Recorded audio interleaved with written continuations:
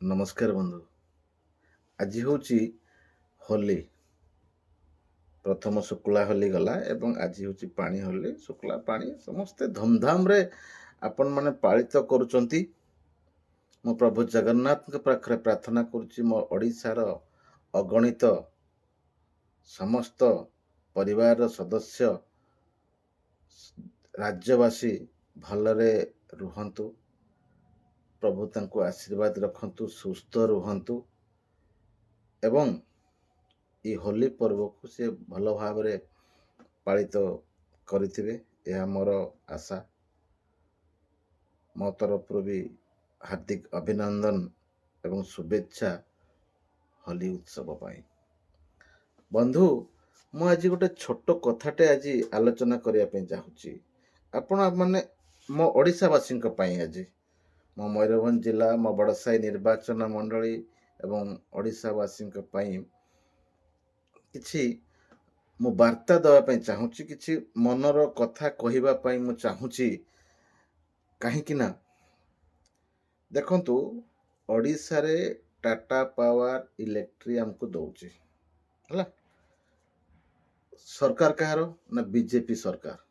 BJP ସରକାର କ ବିନା ଅନୁମତିରେ କେହି ଜଣେ ଏତେ ଡେଇଁ ପାରିବ? କଞ୍ଜୁମର ମାନଙ୍କର ତଣ୍ଟି ଧରିବା, କଞ୍ଜୁମର ମାନଙ୍କୁ ହଇରାଣ ହରକତ କରିବା, କଞ୍ଜୁମର ମାନଙ୍କର ଜବରଦସ୍ତି ଘରେ କେହି ଥାଆନ୍ତୁ କି ନଥାନ୍ତୁ ତାଙ୍କ ମିଟର ବକ୍ସ ଯୋଉ ନୂଆ ମିଟର ଆସିଛି ଏବେ ସେଗା ଲଗେଇବା, ବହୁତ ଅଭିଯୋଗ ମୋ ପାଖକୁ ଆସିଛି। ଏସବୁ ନଲେଜରେ କ'ଣ ସରକାରଙ୍କର ନାହିଁ? ମୋହନ ମାଝୀ ସମ୍ପୂର୍ଣ୍ଣ ଭାବେ ଜାଣିଛନ୍ତି ଯେ ଓଡ଼ିଶାରେ ଏଭଳିଆ ସବୁ ହଉଛି। କିନ୍ତୁ ପ୍ରକୃତରେ ଟାଟା ପାୱାରର ମୁଖ୍ୟ ଯେଉଁମାନେ କର୍ମଚାରୀ, ଯେଉଁମାନେ ବଡ଼ ବଡ଼ ଅଫିସର ଅଛନ୍ତି, ଆମେ ଯାହା ତଥ୍ୟ ଯାହା ନ୍ୟୁଜ୍ ପାଇଛୁ ଯେ ପ୍ରକୃତରେ ଟାଟା ପାୱାର ଚାହୁଁନାହିଁ ଯେଉଁ ନୂଆ ମିଟର ଲଗେଇବା ପାଇଁ। ତାଙ୍କୁ ବାଧ୍ୟ କରାଯାଉଛି ଓଡ଼ିଶା ସରକାର, ବିଜେପି ସରକାର, ମୋହନ ସରକାର ଲଗେଇବା ପାଇଁ ବାଧ୍ୟ କରୁଛନ୍ତି। ଆଜ୍ଞା ବୁଝୁଥିବେ ଯେ କାହିଁକି ମୋହନ ସରକାର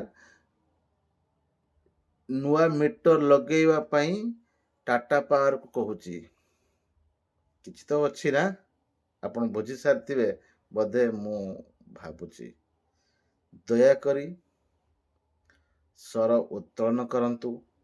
ଆପଣ ଯେତେ ଧୀରେ ରହିବେ, ଏଠି ଅନ୍ୟାୟ, ଏଠି ଅତ୍ୟାଚାର, ଏଠି ଭ୍ରଷ୍ଟାଚାର, ଏଠି ଦୁର୍ନୀତି ସବୁବେଳେ ଧୀରେ ଧୀରେ ଧୀରେ ଧୀରେ ଧୀରେ ଧୀରେ ଚାଲିବ। ତେଣୁ ମୁଁ ଆପଣଙ୍କୁ ଅନୁରୋଧ କରୁଛି ଯଥାଶୀଘ୍ର ଏହାର କିଛି ପଦକ୍ଷେପ ନେବା। ରହିଲି, ନମସ୍କାର।